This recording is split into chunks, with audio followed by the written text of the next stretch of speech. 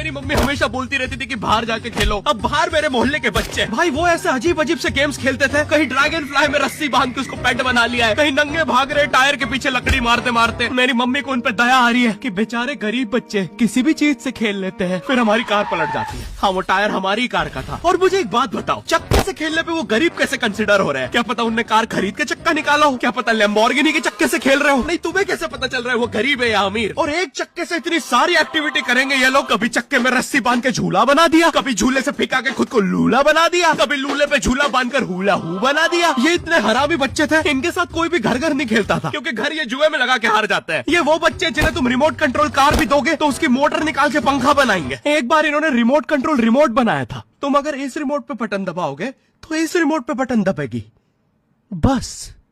ये लोग मकर संक्रांति के दिन पतंग भी लूटते थे दुकानों से। पतंग से याद है, मैं बचपन में अपने दोस्त जनक के साथ बहुत पतंग उड़ाता था। जनक गुजराती था और गुजराती लोग तो बहुत बड़े पतंगबाज होते हैं। वो लोग गला काटने के बाद भी काहे पोचे चिल्लाते हैं। जनक मेरे घर पे इतना बड़ा गिर्रा लेके आता था पतंग उड़ाने। उस पर पता नहीं कितने 1000 किलोमीटर का मांझा लपटा होता था। हम दोनों का सपना था उस गिर्रे की पूरी ढील देना। एक बार तो गिर्रा खाली होने ही वाला था, पर वो पतंग आर तो घूम के हमारे पीछे से आ गई। हमने हमारी पतंग काट दी। तो इस बार हमने सोचा पतंग पूरी परपेंडिकुलर उड़ाएंगे, स्ट्रेट। हमने 2 घंटे ढील दी। वो मांझे में वेव सिग्नल आने लग गए प्राचीन भाषा में। हमें लगा हमने एलियंस ढूंढ लिया, बट फिर धीरे से वो सिग्नल क्लियर हुआ। हमें पता चला हमने कोई नासा का 100 मिलियन का टेलीस्कोप काट दिया।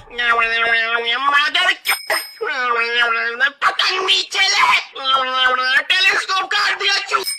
नासा का टेलीस्कोप जैसे ही नीचे गिरा, बच्चों से पहले इसरो ने लूट लिया। बहुत वियर्ड था, इतने सारे बुड्ढे छत कूद के भाग रहे थे। एक तो जनक के मांझे में इतनी सारी गठाने होती थी, वो मांझा इतना भारी हो जाता था। हम चौथे माले से पतंग उड़ा रहे, वो दूसरे माले पे उड़ रही है। बचपन में बोला जाता है किसी भी स्ट्रेंजर से बात नहीं करते, तो फिर मैं इशारे करता था। तो फिर दादी मेरे चरित्र पे सवाल उठाती थी। दादी से याद है पुराने जमाने में एंटरटेनमेंट के लिए कुछ होता नहीं था, तो लोग 7-7, 8-8 बच्चे पैदा कर लेते थे ताकि उन्हें जायदाद पे लड़ता देख मजे ले सके। मेरे पापा के 5 भाई और 4 बहनें, टोटल 9 बच्चे। मेरी दादी ने जिंदगी के 9 साल बस बच्चे दिए। दादी ने 9 साल तक पेट में इतनी लातें खाई है, उनके अंदर से एब्स आ गए थे। मेरी दादी लिटरली अंदर से टूट चुकी थी। उनका इतनी बार ऑपरेशन हो रखा है, उनको डॉक्टर ने टाकों की जगह चेन लगा दी थी। भाई आज के जमाने में तो इतने बच्चे कोई पैदा नहीं करता, उल्टा अबॉर्शन करवा लेते हैं। और यस, मैं अबॉर्शन बोलूंगा क्योंकि मुझे जेल नहीं जाना। एक तो इंडिया में भी अबॉर्शन करवाना लीगल है, लेकिन बच्चे का जेंडर जानना इलीगल है। मतलब तुम मार तो सकते हो, लेकिन किसे मार रहे हो ये पता नहीं कर सकते। तो देखो अब रिस्क कितना बढ़ गया है। क्या पता अंदर शेर बैठा हो या कोई बड़ा गैंगस्टर, क्योंकि तुम्हें तो पता नहीं है तुम किसकी सुपारी दे रहे हो। क्या पता वो अंदर बंदे लेके बैठा हो। बचपन में सबके मम्मी पापा डराते हैं, मस्ती मत करो वरना बोर्डिंग स्कूल भेज देंगे। और मुझे बोर्डिंग स्कूल से इसलिए डर नहीं लगता था कि मैं वहां जाके अपनी फैमिली से दूर हो जाऊंगा। मुझे बोर्डिंग स्कूल से इसलिए डर लगता था क्योंकि वहां पे वो बड़े दांतों वाला ईशान अवस्थी होता है। मैंने पहली बार जब तारे जमीन का ट्रेलर देखा था, तो उसमें वो पागल बच्चे ने आतंक मचा रखा था। फिर मैंने मूवी का नाम पढ़ा तारे जमीन पे, मुझे लगा बिछाए